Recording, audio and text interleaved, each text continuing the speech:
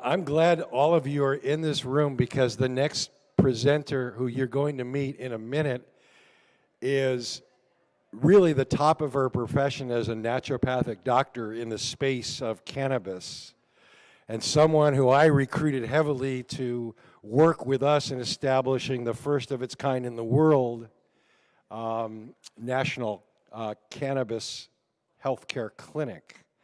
And so the person who I'm delighted to introduce is now in San Diego. It has been for some time. Michelle Sexton.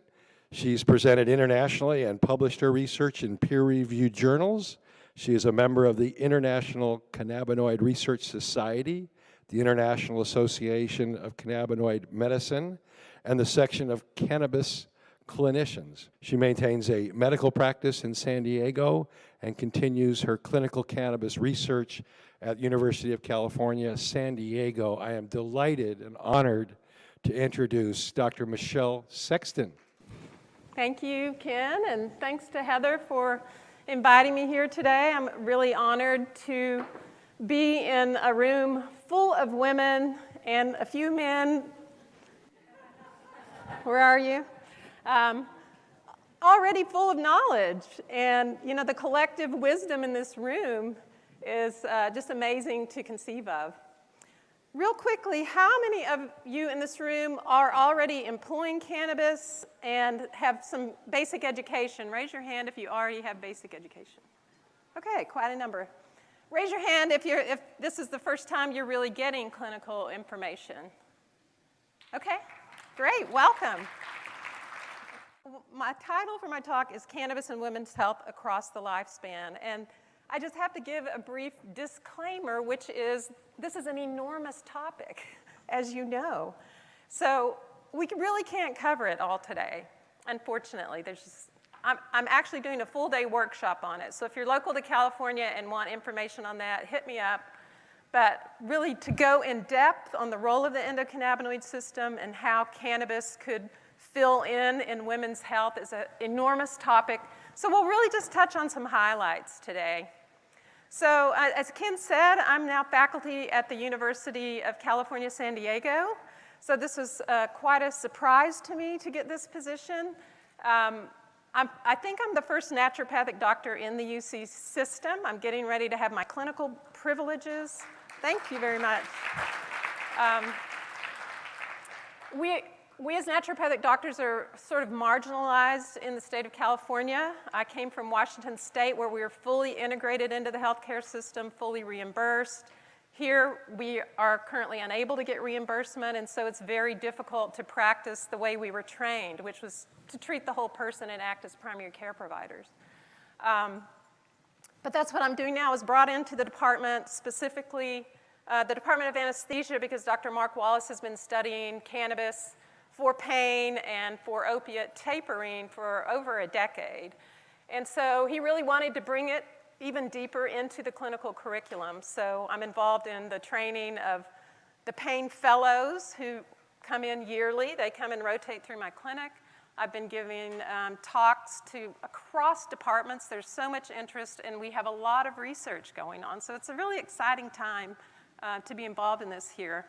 Right now we have some funding in hand from the Migraine Foundation, so we're working on getting an IND for an inhaled cannabis for acute migraine study. So 23 years ago, Ethan Russo attempted to do this unsuccessfully, so we got the money, now we just have to get the approval from the FDA. And then there's a lot of other research going on, so don't really have time to go into it. I'm the author of a book called The Cannabis Survey. We've published data from this survey multiple times. The book is just anecdotes from anyone who filled out the survey. And speaking of surveys, I want to say thank you to anyone in this room who may have filled out our healthcare provider survey. Thanks to Eileen Konietzki for reviewing that. And I will say, we're getting ready to publish the data, but nurses responded at a much higher rate than doctors did. So thank you to all of you for your response in that. I'm also have shares that I own in Abatis Bioceuticals, which is a Canadian company. So, cannabis and health across the women's lifespan. This is a lovely, I love Gustav Klimt. He's one of my favorite artists, and I love this depiction of it's really showing women in different phases of life. And in tandem with this, my talk's also going to be focused on women as healers. And, if we think about history and women's health, women took care of each other for millennia until when? Probably the 1900s. Women were prosecuted and persecuted for doing this. And then what happened? We had, the pharmaceutical revolution. We have now Premarin come on the scene. Who knows where the term hysterectomy came from? Tell us.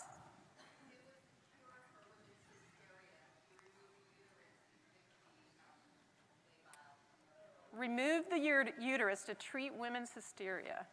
And how often today are women marginalized for their pain or their other symptoms and just sort of pushed aside and ignored, or have pieces whacked out and drugs pumped into them, and let's just manage women and keep them calm, right?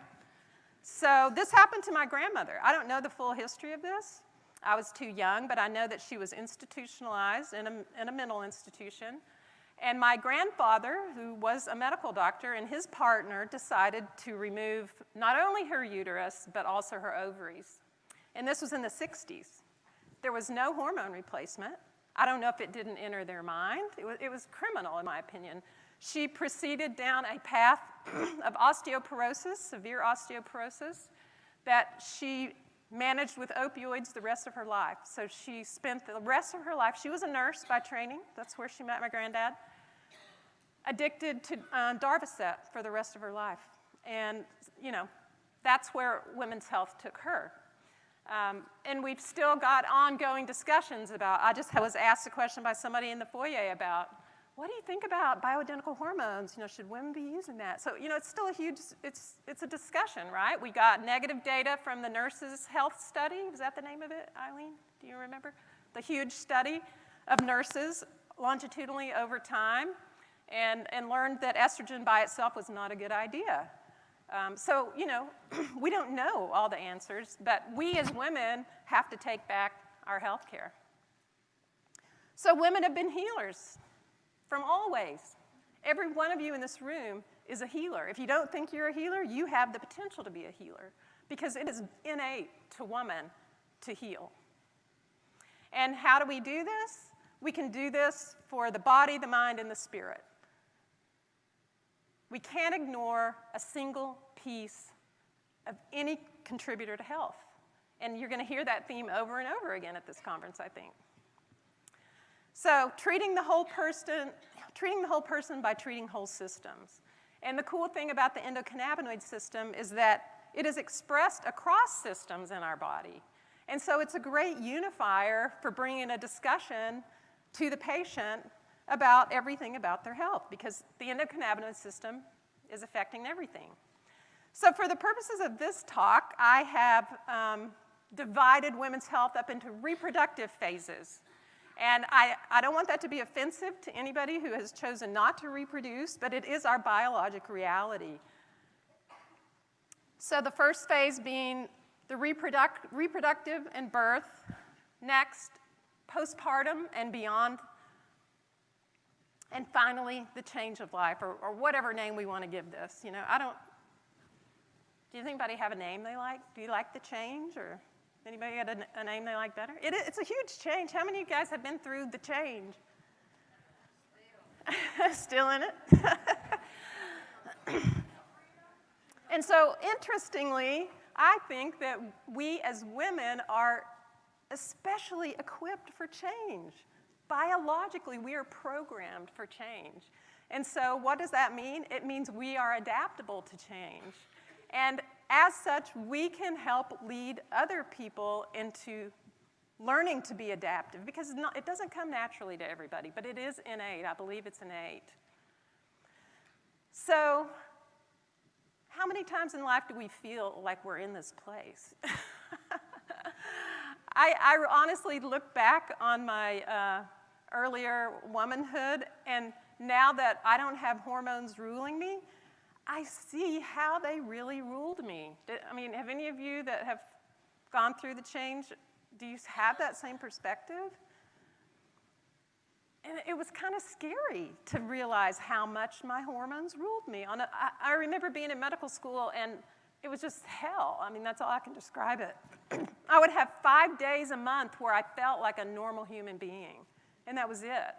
So, you know, it was either heading up to ovulation, and from ovulation it was downhill all the way, you know, and then I would start bleeding, and I wanted to just be home and alone in bed for 2 days, you know, and life doesn't allow for that. So we're often in this space, we're in this process of transforming, and in parallel, I really want you to think about the cannabis space. You know, it's a very new industry. It's not what it's going to be. It's going to change. And we can be participants in creating how that cannabis industry moves forward, so keep that in mind as well. So we know that the endocannabinoid system is involved in our sexuality. It's involved in ovulation. It's involved in the implantation of the egg into the womb, the preparation of the womb environment. How else can the endocannabinoid system be involved? Nausea and vomiting of pregnancy. Anybody have that experience? Did anybody experience it to a debilitating level, like being hospitalized? Did any of you think, I wish I had some cannabis at this moment? So I got pregnant 5 times, and I was incredibly sick each time. And I remember I was in West Texas, and I had smoked pot as a teenager, and I remember thinking about it, but I had no way to access it. But it's such a miserable experience, you know, you think you would do anything. And there's a lot of controversy around this, right? I'm not here to give you answers on that. I think we just have to all acknowledge that it's a reality. This is a sickness that affects women. And interestingly, you know, the endocannabinoid system is really involved in it. So this is a graph that was published, it's been a while back, but looking at anandamide, and so it's sort of across the lifespan, and I apologize that this pointer, I think it's the angle, because I can see it on the wall over there, but it doesn't work. But just first look at the tall bar that says follicular. So you can see that the anandamide level is really high in the follicular phase. But if you look at the luteal phase, look how the anandamide level has dropped. And so what we know is that these low levels of anandamide are actually necessary for implantation. So what's this telling us? Early pregnancy, and in fact all of pregnancy, because look through the 2nd and 3rd trimester, is like an endocannabinoid deficiency time. Why? Does that make sense? You would think, oh, we're pregnant, we feel great, our endocannabinoids are high. But in the immune system, the role of the endocannabinoid system in this instance is to keep the body from rejecting a foreign invader. So it's been shown that women undergoing in vitro fertilization, those with high anandamide levels are less likely to conceive than those with low levels. So who knew, right? So I think this is important to remember. The other part of this process that's going on is in the luteal phase. Oh, look at that. Okay, thanks. In the luteal phase, the corpus luteum, progesterone is upregulating FAW, and so that's the mechanism of how this is going on. So this is supposed to be happening, that anandamide goes down, and this allows for implantation and pregnancy to occur. So this is hugely controversial. I know it. I'm not here to give you an answer today, but the endocannabinoid system we know is involved in brain development. So neurons, as they are finding their way out and making connection, on the leading edge of neurons is the cannabinoid 1 receptor. And so anandamide, likely, or 2-AG, is calling neurons to their homing spot. We know that cannabis is the most commonly used drug by women in pregnancy. And 70% of women surveyed think that cannabis has no risk to the developing brain. So just take that in. I think that women need to make informed choices, and they need all of the information. And I think that's the important piece, is that, you know, there's a lot of hype around cannabis is safe. And I think it is relatively safe compared to some other drugs that could be given in pregnancy. But every pregnant woman really needs all of the information to make the own best decision for herself. So back to transformative processes. Remember that this is innate to us. How many of you feel like it's innate? How many of you feel like you accept change pretty easily? Raise your hand, I want to see. Okay, maybe about half of you. We're all resistant to change. It's part of being human, right? Unfortunately. But I really like this depiction because, you know, here's a huge transformative change occurring in this young woman's life. She's incubated this little being, and here's the woman with her, the midwife next to her, helping her transition. She's just been through the actual transition of labor. You know, that women survive that, and the pain of that is just amazing. Oh, and I forgot to show you on that graph. Let me go back. Let's see, I got two things now. How do I go back? Oh, the term labor. Yeah, look at the column for term labor where anandamide is now. You know, it's our body's pain reliever kicking in. And beyond that, you know, the immune system makes massive changes at birth because now the job is over of not rejection, right? And this is what contributes to postpartum depression, postpartum anxiety. It's actually neuroinflammation. So, what happens after that baby's born? Well, women still have a lot of health problems they can encounter, right? There's this phase between I've given birth, I've got a child now, I've recovered from childbirth, but then, you know, what else is going on? They can have heavy menstrual cramps, they can have heavy bleeding. Endometriosis seems to be really common. The inability to conceive. We've got questions around our sexuality. Our sexuality changes. Now we love this baby, right? And there's somebody over here wanting our attention. And so we're always being pulled. And there's all of these ways that the endocannabinoid system can come in and support women's health in these instances. We don't have a lot of data on cannabis and women's health. I mean, really, there's almost zero. I did read that there's going to be a study for, I think it was menstrual cramps. Did anybody else see that?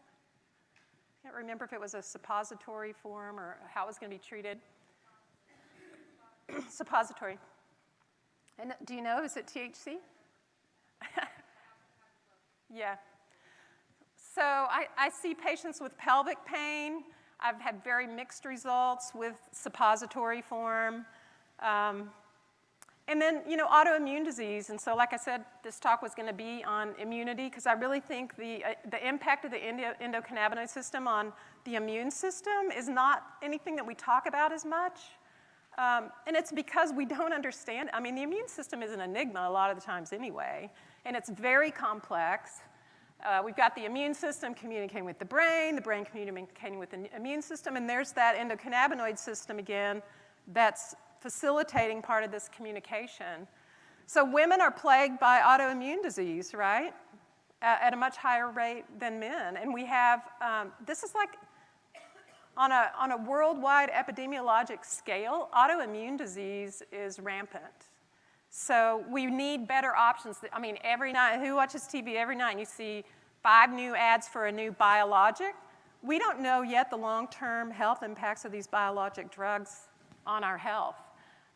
But, you know, when people are sick and in pain, they're desperate and they're going to try whatever's new on the market to get out of that pain. But cannabis can often be something to come into the picture to give them relief from symptoms. Unfortunately, it doesn't appear that just addressing the endocannabinoid system is totally sufficient. So, you know, this is why we need women as healers going in and understanding many modalities of healing, including the endocannabinoid system. So this is a patient I wanted to illustrate something with. She's a 35-year-old woman. She's been suffering from extreme pelvic pain for about 10 years. This was prior to childbirth, so this was not damage from childbirth. She did have 2 babies. I don't know that her pain changed necessarily after the the deliveries. But, you know, this is debilitating for her. She can barely have sex. She'll have pain for days afterward. And she describes that her pain is really located, her worst pain is located at her clitoris. She cannot wear jeans. She can't, you know, she has to wear loose clothing. She has to sit certain ways. And, you know, if you have ever had pain, chronic pain, it just takes all of your attention. And she's got 2 young kids. So she had already been using some cannabis products and came to me for some further advice. And so she had already been doing some inhalation, and I suggested that she try, this still ain't gonna work. I think it's the angle. I know it's on, but you can't see it. Oh, there it is. Okay, right here, pinene. So this is a graph of 47 different Blue Dream chemotypes grown by different growers. So just to illustrate that, in general, I mean, if you truly have a Blue Dream, and Blue Dream was the #1 bestseller on the West Coast in Colorado for a really long time. And this is why I think is because I think it's this pinene versus myrcene balance that's going on. My hypothesis is that pinene is one of the primary terpenes behind sativa-ness, because pinene has been shown to inhibit the breakdown of acetylcholine. And so you probably already know that's a really important target for dementia, Alzheimer's disease. We have drugs doing that job, right? Acetylcholine is also the primary neurotransmitter at the nerve-muscle junction. So in addition to, you know, cognitive clarity or stimulus, also physical endurance or muscle strength, and the feeling of feeling strong in the body, I think, is what pinene can bring. Anyway, she went home, tried the Blue Dream, and said that her pain score went from an 8 to a 0 and stayed there for 2 days. Her physical therapist called me. She'd been seeing a regular PT that just does pelvic PT work. Her PT reached out to me because she wanted to know what in the world was going on, because she could really tell a difference in her pelvic floor tone. So this is a strong THC chemotype, probably 20 to 25% most of the time, but pretty predictable for that pinene content. So just keep in mind that THC specifically binds to cannabinoid 1 and 2 receptors and is an agonist, so it activates the receptor to do its job. CBD, on the other hand, is a negative allosteric modulator of these cannabinoid receptors. So often I'll hear people say, oh, THC binds CB1 and CBD binds CB2. And so there's sometimes misinformation. So when you're working with THC, that's when you're really directly hitting the endocannabinoid system. But there's a lot of other ways to modulate the endocannabinoid system. I strongly recommend you read a review article by John McPartland called Care and Feeding of the Endocannabinoid System, because I'm not going to go into all of this, but I just hit some highlights that I think are important. Care and Feeding of the Endocannabinoid System. John McPartland. It's an open access. If you Google it, you'll be able to get the PDF right on your screen. McPartland. Mm-hmm. So we know that healthy fats, fermented foods, there's a host of other botanical medicines that can impact the endocannabinoid system, and interestingly, caloric restriction. And these are things that are really important for aging as well. Sleep hygiene, moderating exercise, eliminating alcohol, skin-to-skin contact. We need to start asking our patients if they get any skin-to-skin contact, because so many people, as they age, it just sort of falls off the bed. It's just, you know, or people are sleeping in separate beds and they don't even get a hug every day. And importantly, stress management. So, you know, let's not make the mistake of saying cannabis is a panacea and it's going to fix everything. We still have to treat the whole person. Here's another example of means of addressing women's health. So this is a graph that came from a paper on phytoestrogens. So there is a host of plants out there carrying compounds that we know bind estrogen receptors or modulate estrogen signaling or affect the expression of the aromatase enzyme, which is creating estrogen from testosterone. And did you guys know that women have a lot more testosterone than estrogen? It's something like 12 times more testosterone. And there's really interesting research on using testosterone, for instance, as a treatment for breast cancer. But we just really have gotten focused on estrogen. As we age, you know, estradiol drops. Our body puts on fat because those fat cells are making estriol for us, which is one of the compounds intended to come over and take over for estradiol. So I'm always telling myself to be friendly with my fat. Somebody liked that over there. What's that, you, Linda?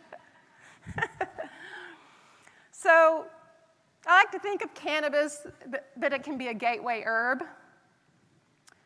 And similarly, you know, going through the change is going through a gateway.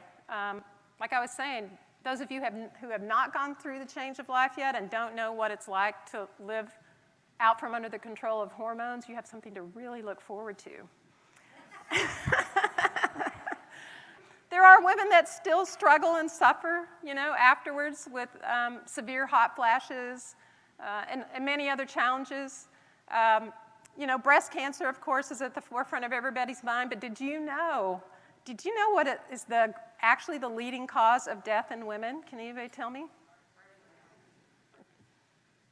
Older women. Any other guess? Hip fracture. Yep. So here again, estrogen's really important, but how important is exercise for this? How important is nutrition for this? There's some information that cannabinoids, you know, play a role in bone turnover. We don't know exactly what is that dose and which cannabinoids are best for that. We need to know more. There's so many aspects of women's health where we need to know more about how cannabis can help us through the aging process. So again, Klimt, this is his medicine woman. This is Hygeia, and so she's the protector of health. And this is who we need to be. How many of us are really ready to be that for ourselves first? I mean, we have to be that for ourselves first, because if we go try to give it to patients, we're just not even going to be believable. You know, you have to exude that so that when they look at you, they see your countenance, they feel the energy when they come into your office that you are there to bring healing to them. And so getting through life and getting to older age and being in that uttermost place of the best health that you can be in it's a conscious act, and it requires attention. So here's some of the things that women start to experience even in the perimenopause, right? And it seems like perimenopause, just like menarche, is happening earlier and earlier. You know, that women are in their 30s are perimenopausal. What's that about? There's a lot of things that could explain this. I think the stressful lifestyle we lead. I mean, everybody's just used to driving down a freeway at 60 miles an hour, but I'll tell you what, if you don't ever drive and you do that, you realize how stressful that is. And people just do it every day, so, you know, they've had to adapt. And the endocannabinoid system helps to adapt, but the chronic stress is just going to eat away at many aspects of health. And so what women start to experience in the perimenopause is insomnia, anxiety, and then moving closer to menopause, usually weight gain, again, because, you know, our fat is actually trying to take over estriol production, but we need less calories now, you know, so again, we're having to adapt to these changes in our body. So cannabis can help with some of these things, right? Weight gain, everybody's worried about that. Am I gonna have the munchies? Who hears that? I mean, that's like one of the best well-known things about cannabis, right? You're going to get the munchies, and you're going to eat some Doritos, and you're going to gain weight, and that's all you're going to do is sit around and munch. But, you know, interestingly, the data on long-term cannabis users shows that they have lower BMIs than non-cannabis users. So, you know, it's kind of one of those stigmas, I think, that we have to address with patients. But yeah, there is the potential it's going to stimulate appetite. That's probably going to be more pronounced for people who need their appetite stimulated. If you don't need your appetite stimulated, eat first and then use your cannabis. Use your cannabis and go outside and exercise. I mean, there's a lot of, nurse married to a Navy admiral. And when she got to the perimenopause, what did she have? Anxiety and insomnia. So, how are we going to treat her? Let's put her on Klonopin. Let's remove that hysteria, calm this woman down, knock her out, put her to sleep, right? What if we wake up in the night for some good reason, I mean, not to put down if anybody's having insomnia, but sometimes maybe there's something in the spirit that's waking us up and calling our attention. So to just sedate someone. So anyway, she's been on Klonopin now for, 12 years. So the striking thing about her was she comes into my office, her face is like a mask. I mean, she's barely interactive. She's with her husband's with her in the office. She's needing some pain relief because she's had 2 knee replacements. One of them, something has gone wrong. Her knee's all swollen. She's in chronic pain. She can't use opioids. She reacts to opioids. So she's looking for pain relief. But inevitably, like you guys may experience, people saying, do you think you could help me get off of some of these other drugs? Are you guys ready to do that? Because people want off of drugs. This is part of the healthcare revolution. And I think this is where cannabis is really stepping in a big way. So keep developing those skills. There's so many skill sets, so many other herbs, nutritional therapies, acupuncture, all of those things. Go out and learn something new every year to bring to your patient population. So she did find a doctor who got her a liquid form of the Klonopin, so it's 1 milligram per milliliter. So when I first see her, she's at 0.75. I think she's gone down from 1 to 0.75 by the time I've seen her. And it's hard. I mean, has anybody in here tried to withdraw off of benzodiazepines? How long did it take you? A month? That's fast. Yeah, I mean, it can take a long time. And cannabis is not a miracle cure for this, I hate to say. I think it plays a big role. But she still has insomnia. She's still got some pain. So we started her. She's really kind of scared of the cannabis, She don't want to get high or have any side effects. So we start her pretty low. So she gets a 1-to-1 tincture to use at night. And I have her start at 2.5 milligrams. And then a 30-to-1 where she's starting at, I think she started at 250 micrograms of THC. So yeah, if anybody's afraid, you just want to go cautious, proceed cautiously. Start them really low and slow, and they're going to feel nothing probably at first. So she comes back to next visit, 3 months later. She's down to 0.69 on her Klonopin. She seems better. She reports that she's sometimes sleeping better.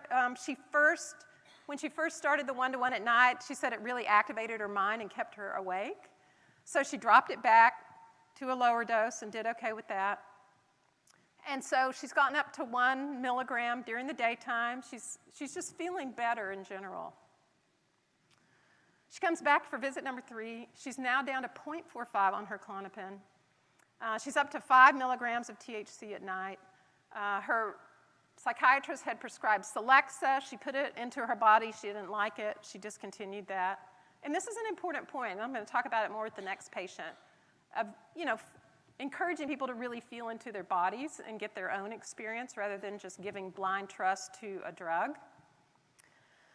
But she's really wanting to get on an even stronger path of alternative and complementary and integrative stuff because she wants off all the drugs. She's just done with drugs. So we did some testing, and we see that her cortisol, her serial cortisol, is really low. So she's got a normal tracing across the daytime, but her levels are low. We did some neurotransmitter testing and saw that a lot of her neurotransmitter levels are pretty low. You look at GABA, and it's in the very low range, which is not surprising given the Klonopin she's been on for a long time. But the most striking thing at this visit is that she comes by herself.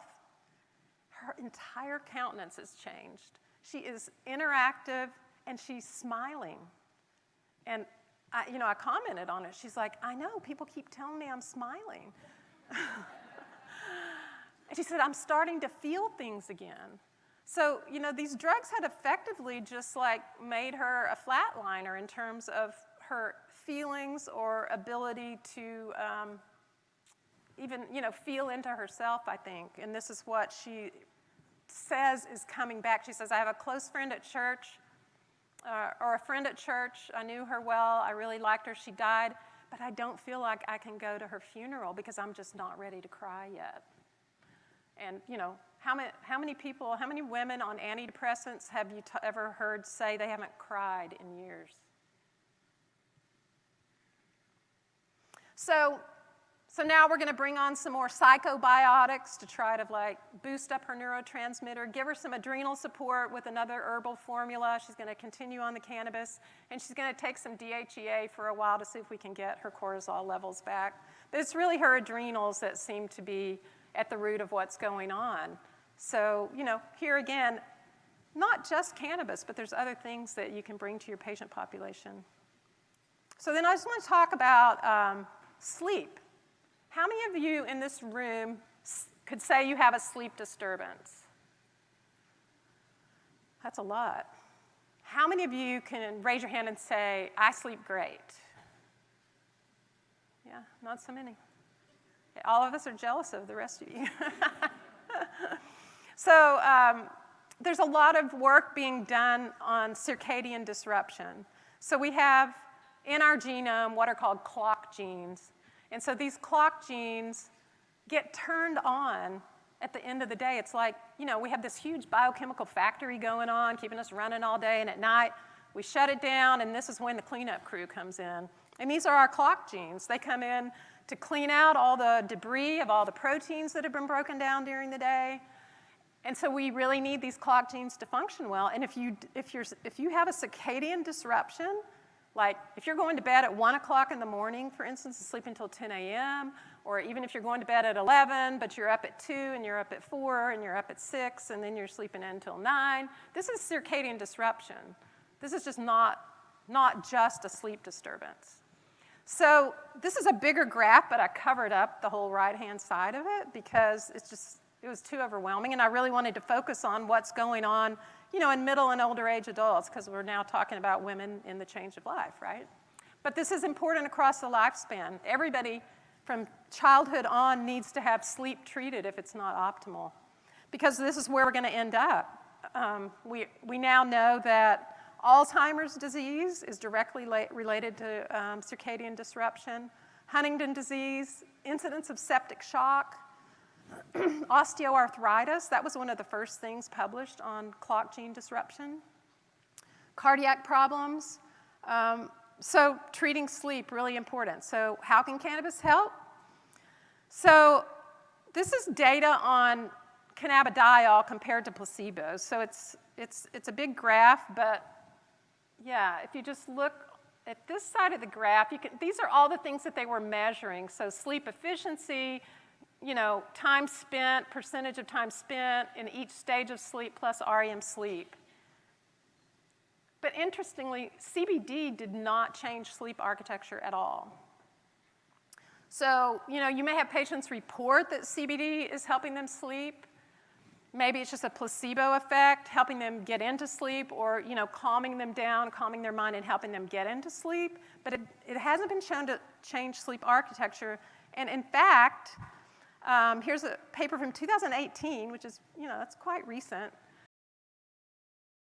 Microglia cells are hard to study, and these are a kind of a flaky version of microglia cells, but they're commonly used. They're called BV2 cells. But they showed that CBD dysregulated circadian rhythm, or these clock genes, in these, these are microglia cells. These are cells that dwell in the brain. And repeatedly across the literature, you see CBD referred to as a wake-inducing agent or being alerting. And here it is in rats. It enhanced alertness.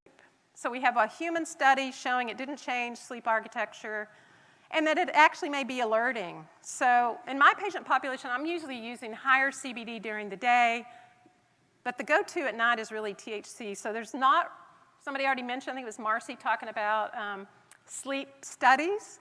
So yeah, we don't have a lot of sleep studies. We're getting ready to do one in a geriatric population using the Fitbit. Does anybody use a Fitbit to track your sleep?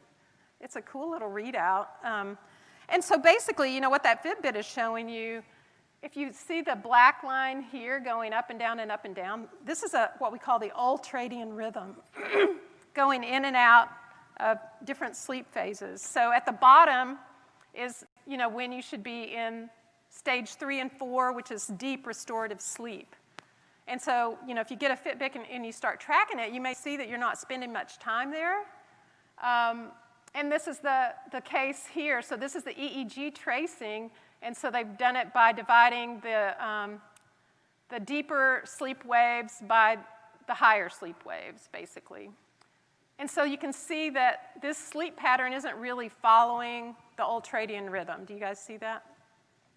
So this person is not spending good time in deep sleep. They may not be having good REM. So now here is 10 milligrams a day. This is dronabinol or just THC. So they studied 2.5, 5, 7.5, and 10 milligrams. And this is a representative tracing now showing, and so the way they described it is that THC was strengthening the ultradian rhythm and keeping people in restorative sleep for longer periods of time. So THC for sleep, that's my go-to. So here's another patient, 70-year-old female. She is addicted to Xanax. She's so addicted to Xanax that she went to pick up her prescription and was told by the pharmacist that her doctor had reduced the amount that she was going to get. And what's that going to do to a person addicted to Xanax? So, you know, very histrionic in the office, just, you know, can't stop talking.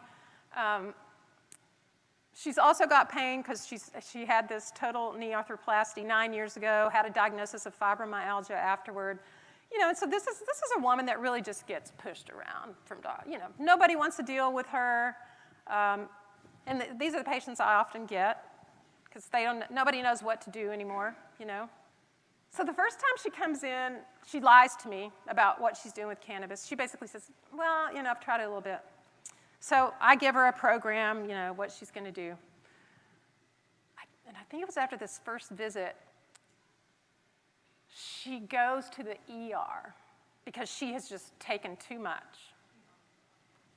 So she got directions from a dispensary for a vape pen that said, use every 10 minutes. So that's what she did. She ended up in the ER.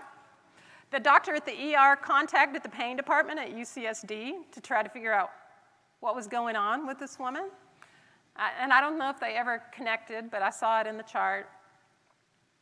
So she recovers. This takes her days to recover. I mean, I don't really know what happened. Or, you know, who knows? Mixed stories. So she comes back a second time. Now she tells me that she had actually lied to me about what she was doing with cannabis before. And this is where she shows me this little sticky note that says, use the vape pen every 10 minutes. So we go back through dosing. And she's just like, I can tell that she doesn't trust herself. She's saying, I'm just afraid I'm going to get into trouble. It's like, you're not going to get into trouble. This is legal. An MD has told you you should use this. I'm giving you specific instructions. You're a grown woman. You're not going to get in trouble. You know, follow the directions. And in between, she's emailing me, you know, long emails every few days. At the second visit, she tells me, oh, you know, I didn't actually tell you exactly what I was doing with cannabis. So, you know, it ends up she was actually using quite high doses of THC, probably worsening her anxiety.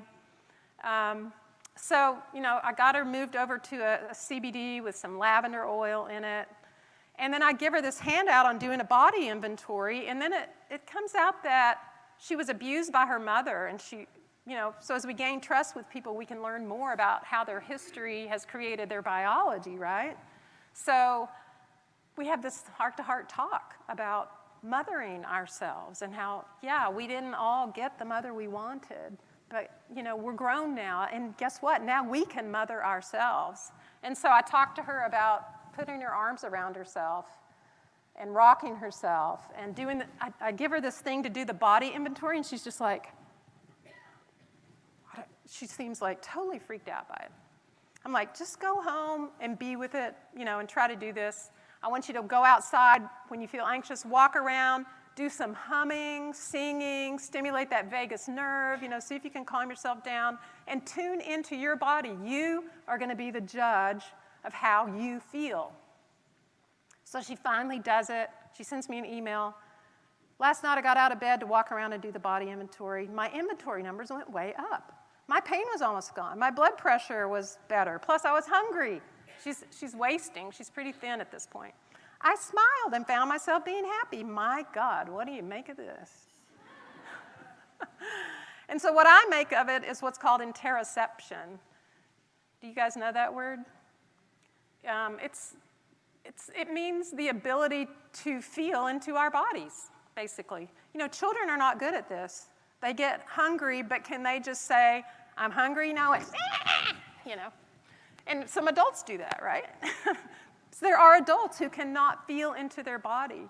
And I really think that she has a disconnect. And whether this is, something in the brain that's a disconnect, or if it's something that can be taught and learned, I believe it is. Even if if we weren't taught that by our mothers or those who cared for us when we were young, I think we can still learn. And I think that that's what's happening, and I think that THC helps with interoception because it heightens your sensory awareness. I mean, some people even say, well, THC makes me more aware of my pain, But encouraging people when using THC to really feel into their bodies, I think is important. So here we are. We're women as healers. I loved this picture. It just looks like a tree woman. Yeah, isn't she cool? So I wanted to read this poem by Susan Noyes Anderson. A woman is a tree of life. The heavens know her grace. In her is found an essence that eclipses time and space. She reaches heavenward, her fingers branching toward the sun, and winds her roots through rocks and dirt to bless the work she's done, to feed and anchor tender shoots by her good seed begun. So remember, we may not always be the one to bring healing to everyone that comes into our lives. Maybe we want to be that, Maybe that means we need to heal ourselves more and be able to really release people in our care to other healers and other paths that are going to take them to their ultimate healing. But we are always going to be planting a seed. And that seed is going to grow. I can promise you that. Just love those women out there that you're working with. Hold them, embrace them, teach them how to love themselves. I think that's one of the most important things. A lot of women only know how to take care of other people. And this goes for you guys too.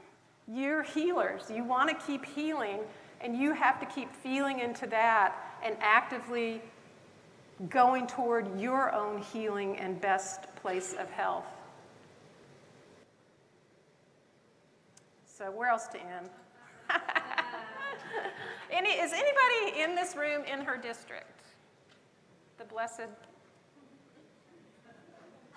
I don't think she's is she a virgin? I don't know. Alexandria Ocasio-Cortez, no one's in her district? Because I went to her website, but it looked like it was really hard to get a message to her unless you're in her district. But I think there's a glaring omission in her Green New Deal. We need a greening of medicine. Where is this? Why is nobody talking? Everybody's talking about the latest news, like pharmaceutical companies are scalping, right? The prices are going up on drugs. But nobody talks as much about the ecology of the body and how pharmaceuticals, affect the human body. And what about once they leave our body? They're affecting the environment. This is all part of a Green New Deal, in my opinion. That we need a health care that allows for freedom of choice in health care.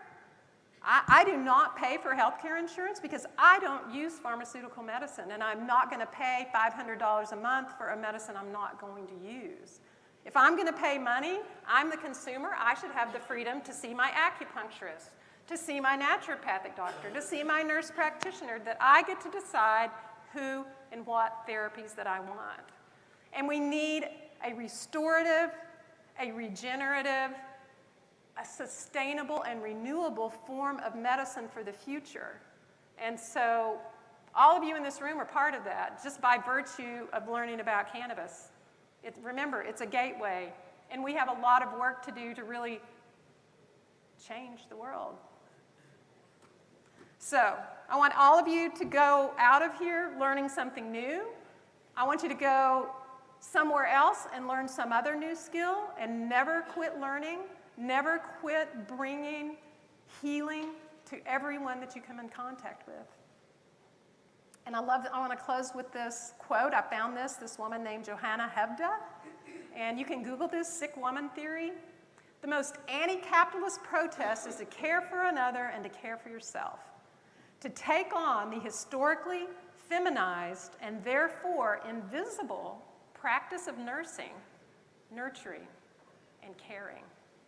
Remember, you may be invisible, but all of you are a powerhouse, so go out there and heal.